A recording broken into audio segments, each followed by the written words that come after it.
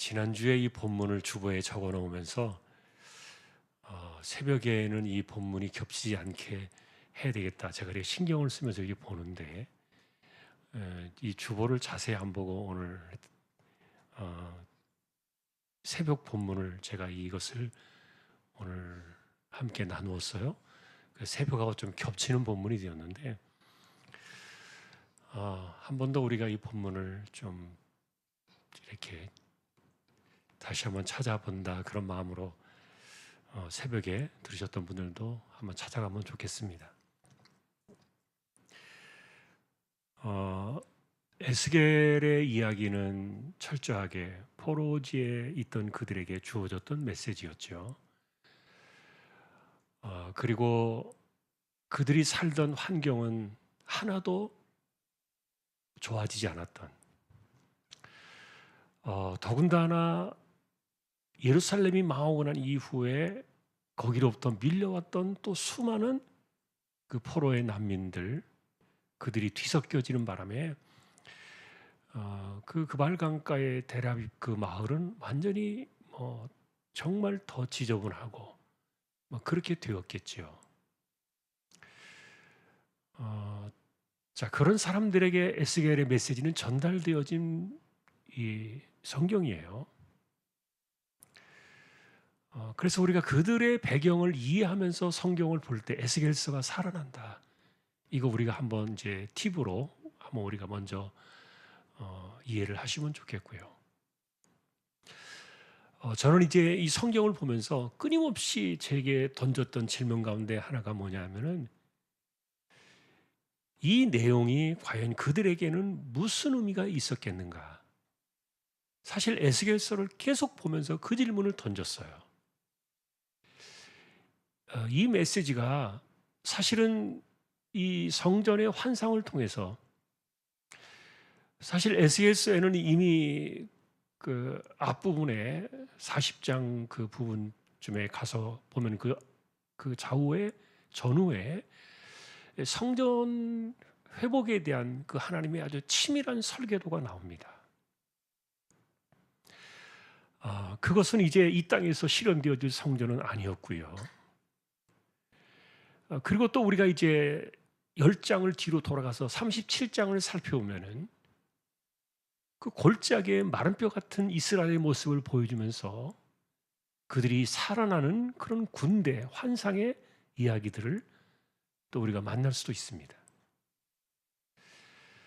자, 그리고 이제 오늘 이 47장에는 성경을 마무리하면서 에스겔의 환상과 계시가 끝나면서 마지막 희망의 메시지를 던져줬던 이것이 그 성전의 그 성소로부터 이 치유의 생수가 흘러나오는 이 사건을 이제 보여주고 이야기를 했잖아요.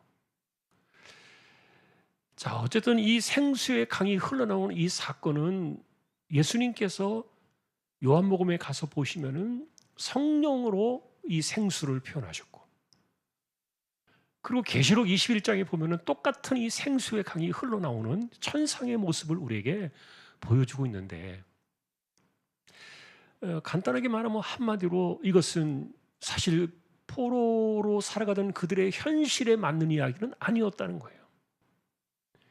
그것은 먼 훗날의 이야기였고 하나님께서 훗날 이런 계획들을 가지고서 해나가실 것이다. 그 하나님의 백성들을 그렇게 붙드실 것이다라는 미래적인 예언의 약속이었는데 그러다 보니까 저는 이제 끊임없이 아까도 말했던 것처럼 그 질문을 던졌다는 거예요. 그러면 이게 그 당대를 살아가던 그 현실 속에 있던 그들에게는 이런 메시지가 무슨 의미가 있었을까? 이게 이제 성경을 보는 우리의 숙제였는데, 그런데 한편으로는 이 메시지가 주는 그 주제는 명확했지요. 자, 성전이 무너지고 난 이후에 하나님 우리를 떠나셨다. 하나님 우리를 버리셨다. 그런 그 좌절과 절망 속에 빠져있던 그들에게 하나님께서 아니야. 나는 너희들을 버린 적이 없어. 그럼 나는 여전히 너희의 하나님이야. 그리고 너희는 여전히 나의 백성이야. 그런 메시지를 준 것은 분명히 맞죠. 그리고 그 하나님에게서 희망을 보아야 한다는 이런 메시지도 분명히 그 안에 들어 있었고요. 그리고 이것을 듣던 사람들 역시 그런 생각을 가졌을 거고요.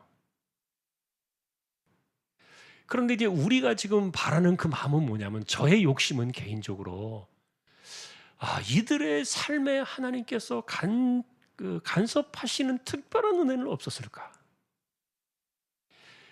그 당시에 이루어지지도 않은 그 먼 날 종말에 이루어질, 심지어는 예수님 오시고 난 이후에 재림의 사건 그 이후에 이루어지게 될 하나님 나라의 끝자락을 보여주는 것이 그 당대를 살아가는 그들에게 무슨 의미가 있을까?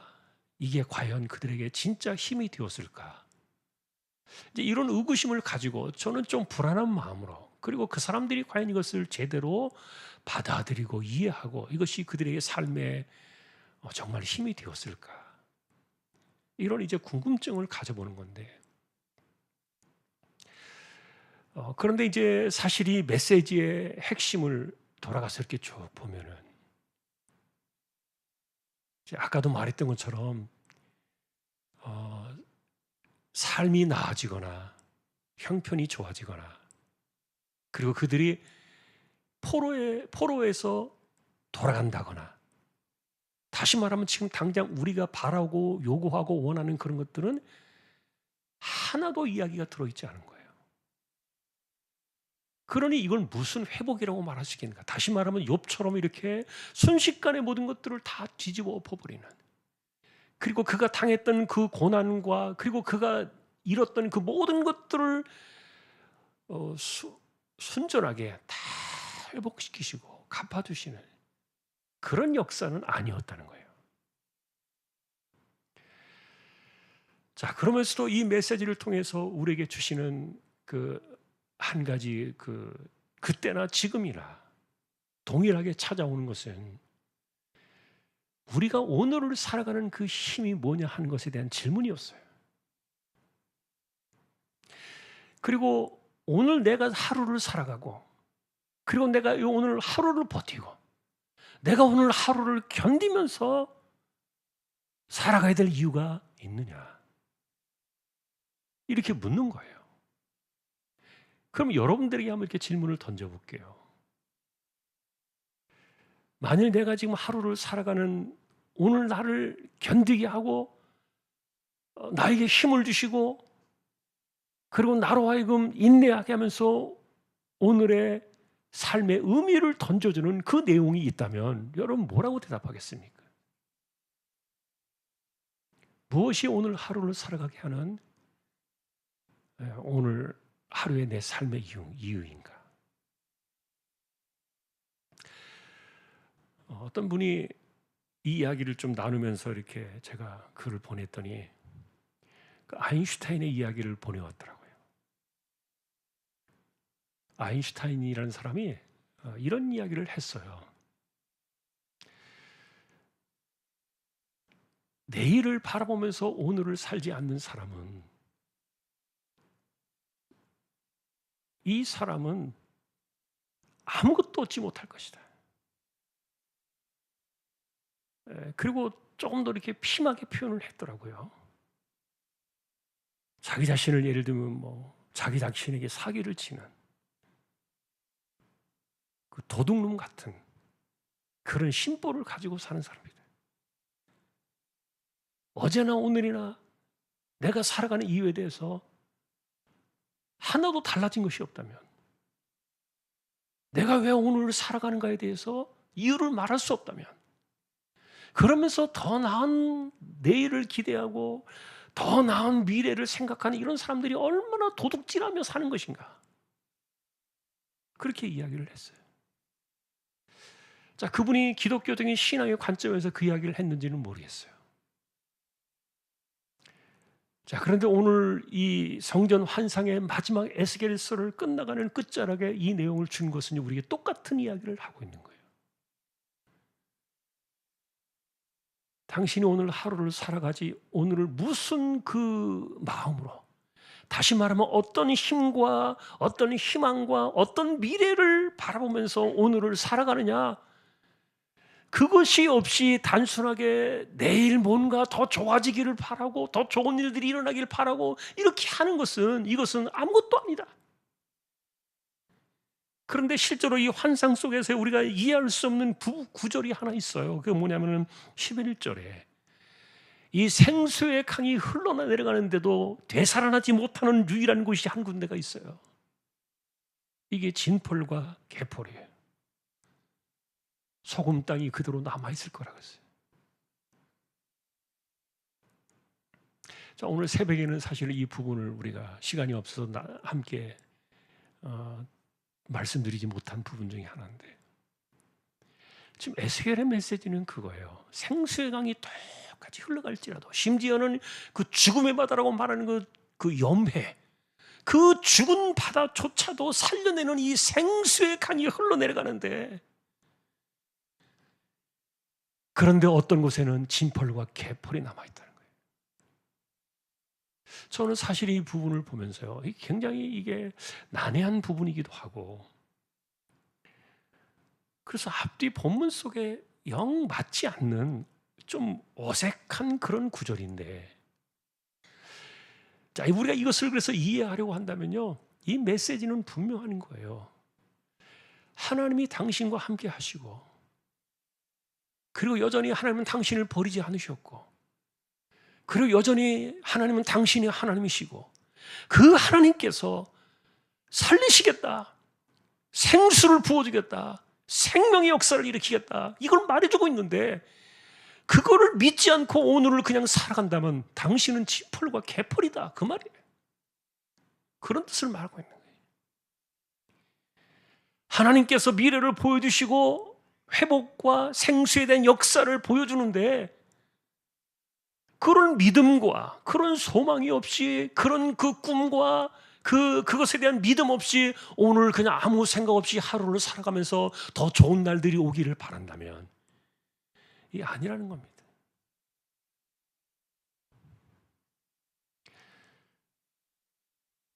그래서 실제로 에스겔이 보았던 이 성전 동쪽으로 흘러내려온 이 생수의 강의 그 흐름은요, 사실은 그 보좌로부터 조금씩 흘러내렸어요. 근데 지나면서 보니까 발목이 잠겨요. 또 지나면서 보니까 무릎이 넘쳐요. 또 지나면서 보니까 이 가슴과 허리까지 차올라요. 그리고 그 물은 더 크게 넘쳐가지고 세상을 덮는 그런 물이 되고 말았는데, 자, 그런 역사에 대해서 실제로 아까도 말했던 것처럼 이런 것들은 구속사의 역사로 본다면 주님 다시 오시는 재림의 그날에 계시록의 새하늘과 새 땅이 도래하는 그때에 생수의 강이 흘러넘치고 달마다 새로운 그 열매들이 맺혀지는 12달마다 결실하는 그런 그 생명나무, 생명의 강가에 쭉 있는 그런 모습들을, 이런 것들이 이제 이렇게 나타나고 등장하는 그 훗날의 모습들을 말하고 있지만, 그러나 그것이 언제나가 중요한 게 아니라 그것을 말하는 그 하나님을 믿으며 오늘 살고 있냐, 그것을 이야기하는 거예요. 지금 내 오늘 하루의 삶이, 내 현재의 삶이 지금 내게 약속하신 그 말씀을 내가 믿고 사느냐, 그게 언제 이루어질지, 그게 어느 시절인지 사람들은 몰라요. 에스겔조차도 모르고 그 당시에 사람들은 아무것도 몰라요. 그러나 언제나 우리는 생각할 때 그렇게 말하는 겁니다. 하나님의 약속은요, 시간과 때는요, 그분의 손 안에 있는 거예요. 종말과 재림만 그분의 주권과 손 안에 있는 것이 아니라, 그분이 약속하신 말씀이 이루어지는 그 시간과 때와 장소와 이런 것들은요, 다 그분의 손에 있는 거예요. 그런데 하나님께서 말씀하시는 것은, 그러니 오늘 이 하루의 이 포로지의 삶에서, 이 비참하고 처참한 이런 환경 속에 살아가면서 당신 오늘 하루를 견디게 만드는 그 힘이 뭐냐?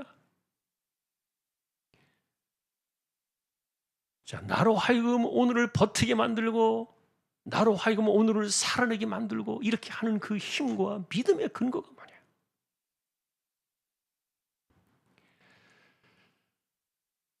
자, 그러니 하나님이 내게 이런 말씀을 주셨다. 하나님이 나에게 말씀하신다.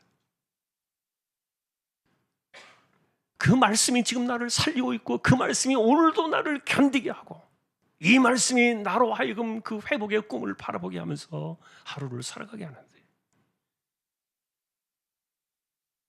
이렇게 하루를 믿음으로 살아내는 그 삶의 역사가 한 걸음씩 한 걸음씩 생수의 강에 자신의 인생이 적셔지는 그런 역사를 보는 거예요. 자, 오늘도 그래서 우리는 그때 그들이 이것을 어떻게 이해했을까를 보는 거예요. 사실 하나님은요, 하나를 깨닫고 나면 그 다음을 또 보여주세요. 한꺼번에 다 보여주신 적이 한 번도 없어요.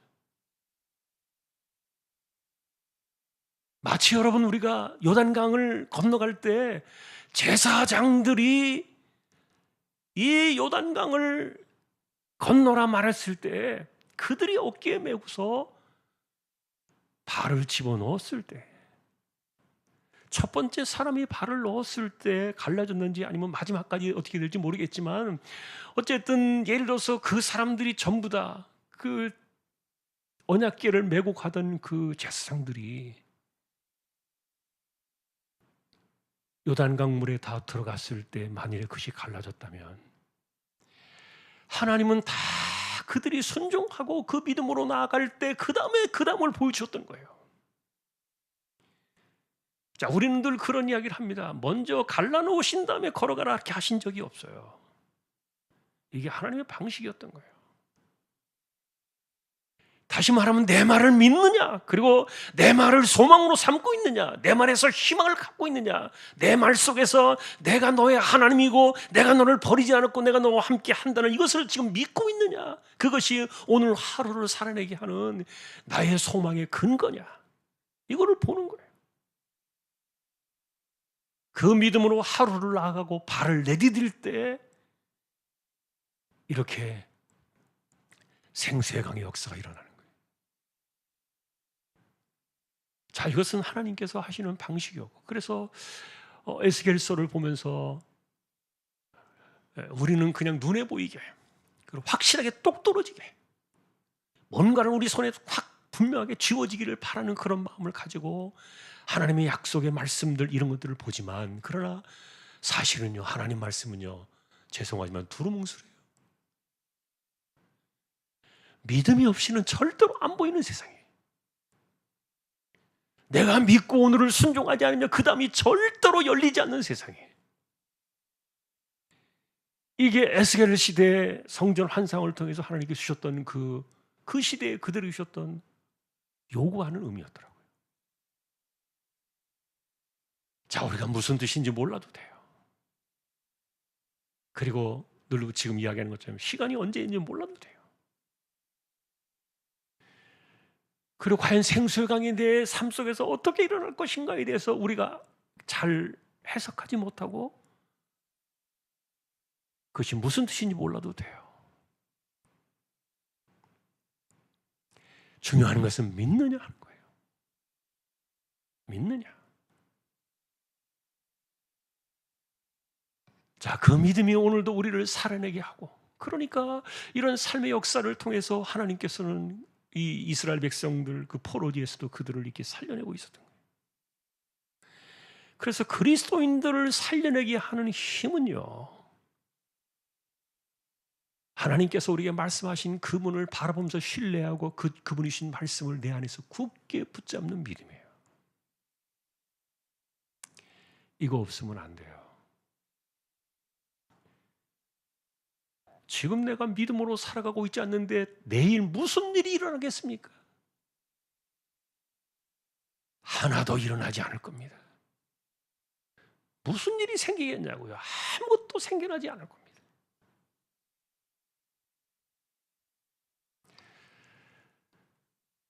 자, 우리에게 이런 이야기들을 사실은 에스겔이 조금 더 말해주면 좋았겠지만, 성경은 사실 그런 우리가 생각하는 이런 부분들까지 기록되어 있지는 않아요. 우리가 지금 바라보고 제가 함께 나누는 이런 이야기들은 성경의 글자 속에 밑에 가라앉아 있는 그런 의미들이기 때문에, 자, 오늘도 우리는 기도합니다. 그리고 우리는 하나님을 신뢰하는 마음으로 살아갑니다. 그 믿음이 오늘도 우리를 살아내게 하는 그 힘이 되어야 한다는 거예요. 나는 약속의 희망을 가지고 내가 오늘 하루를 살아갑니다. 자, 우리가 그 지도자반 성경 공부를 하면서요, 그런 이야기를 나눈 기억이 나요. 자, 우리는 하나님을 신뢰하는 그 기도와 그 믿음을 가지고 세상을 이겨요. 그 세상을 이기는 방식 속에는 질병도 있어요. 그것은 우리가 하나님을 향한 흔들림이 없는 굳건한 신뢰죠. 또 한편으로는 하나님께서 이 세상 속에 우리에게 주신 그 의사나 의학이나 또는 여러 가지 치료제나 이런 것들을 통해서 우리를 또 고치게 하시는 하나님의 일반 은총의 그런 방식들도 있거든요. 자, 그래서 우리는 이 둘 다의 균형을 우리는 잡고 살잖아요. 하나님에 대한 신뢰도 굳건해야 되고, 그리고 세상 방식 속에 하나님이 지어주신 이 땅에 주신 그 의학적인 방식들도 우리는 굳건히 붙들어야 되고 균형을 잡아야 되는데, 자, 그런데 일반적으로는 그렇게 말해요. 약은 안 먹고 병원 치료는 안 받고 나는 그냥 기도로만 할 거야. 하나님께서 나를 고쳐주실 거야. 이래가지고 기도에만 매달리는 사람들을 가리켜 일반적으로 우리는 뭐라고 말합니까? 맹신이다 그러잖아요. 맹신.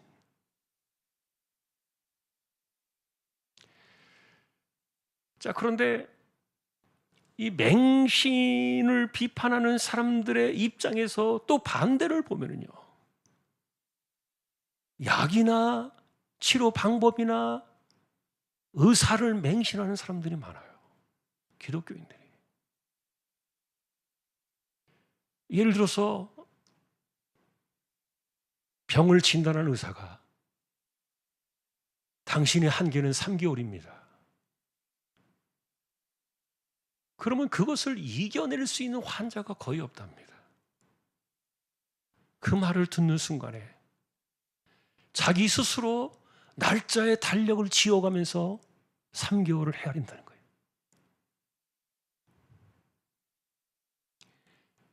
이것도 맹신이에요. 기도에만 매달리는 사람들도 맹신이지만 의사의 말에 거기에 인생을 거는 사람들도요, 맹신이에요. 아무도 그 사람이 우리를 책임지지 않아요. 세계 최고의 명의라 할지라도 그 사람이 내 인생 책임질 수 없어요. 최고의 약도 마찬가지예요. 최고의 의술을 자랑하는 병원도 마찬가지예요. 그것은 단지 하나님께서 이 땅에 일반 은총으로 주신 치료의 한 방편일 뿐이잖아요.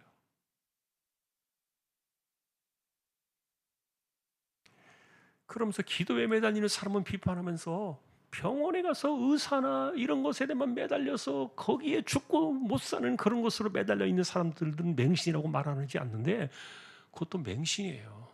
잘못된 거죠.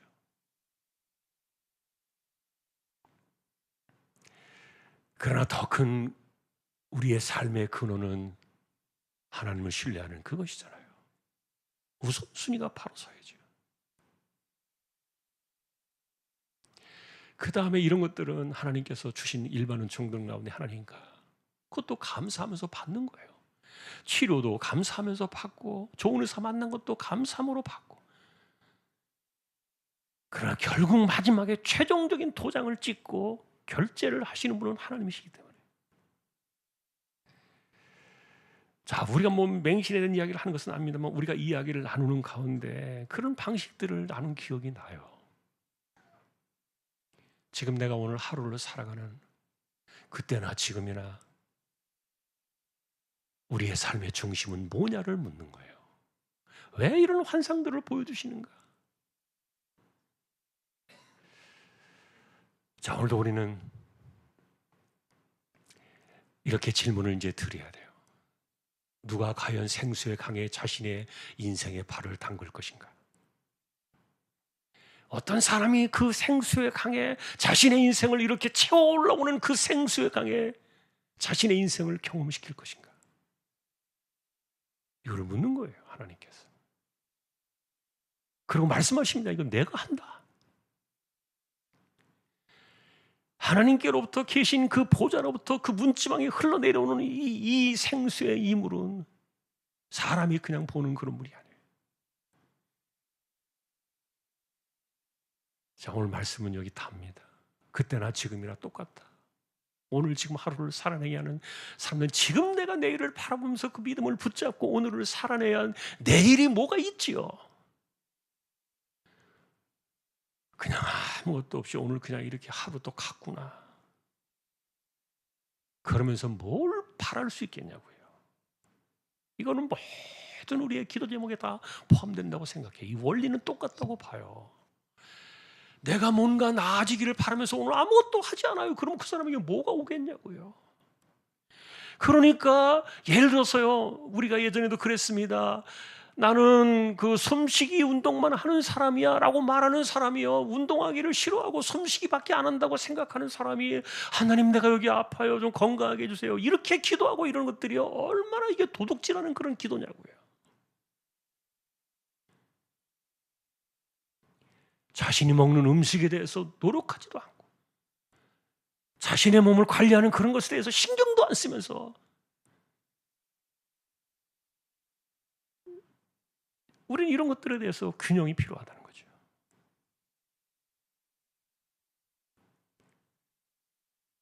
내가 오늘 믿음으로 하나님의 약속을 바라보면서 그 믿음으로 하루를 살아내고 그 소망이 나를 견디게 하고 그 소망이 나를 붙들어주고 그 소망이 나를 지탱하게 하고 그 소망이 내 인생의 힘이 되는 그런 하루를 살아냈을 때 하나님 감사합니다.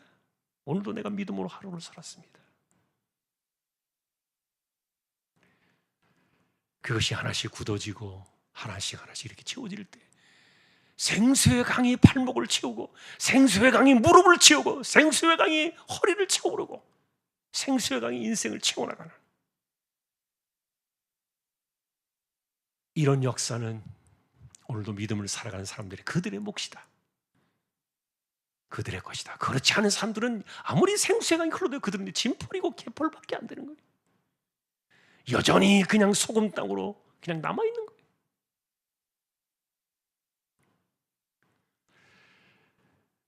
오늘 이 말씀이 우리에게 오늘 하루를 살아내는 우리에게 도전이 되고 힘이 될 수 있기를 주님의 이름으로 축복합니다. 우리 오늘 함께 기도하실 때 주여 오늘도 하나님을 신뢰하는 그 믿음, 그것이 나를 오늘 하루를 살아내게 하고 오늘 견디게 하는 그 힘이 되게 해주십시오. 오늘 우리가 이걸 드리고요. 그리고 10월 달에 있게 될 겨자씨 청운동 그 주일을 통하여 하나님께서 또 구원의 영혼들을 보내주시도록 우리 고3 친구들, 청년들, 우리 가운데 병원 치료받는 사람들, 암 치료한 사람들, 가난한 사람들, 생업에 어려움이 있는 사람들 하나님께서 붙들어 주시도록, 그리고 특별히 여러분 네팔 소식 들으셨을 때 나라가 온통 뒤집어지고 그 공산국가가 다시 무너졌는데 자유로운 평화 민주국가가 세워졌으면 좋겠어요. 교회들이 보존되었으면 좋겠고요. 네팔을 위해서도 또 기억하시고 기도해 주시면 좋겠습니다. 우리 함께 주여, 오늘도 함께 주님을 찾고 통성으로 기도로 나가겠습니다. 주여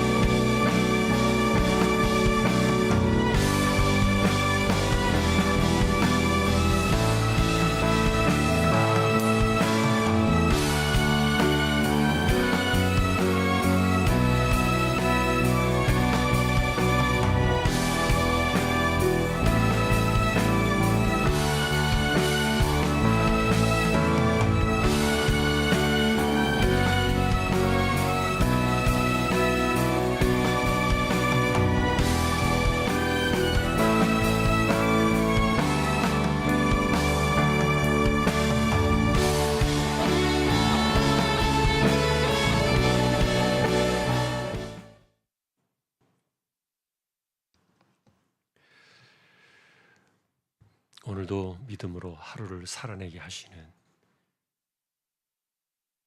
우리에게 믿음을 주시고 말씀을 주시고 약속을 주시는 하나님을 찬양합니다.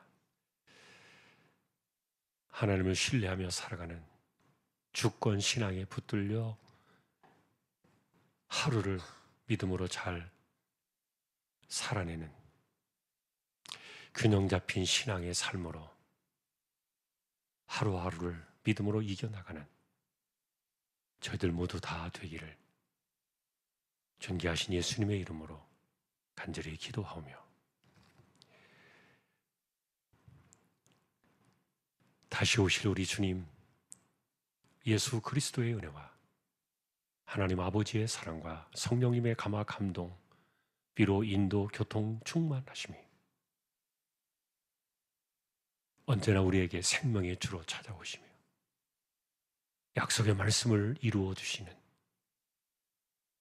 그 신앙으로 믿음으로 살아가는 우리 모든 심령들, 조항의 가족들 위해 이제로부터 영원까지 함께 있을지어다.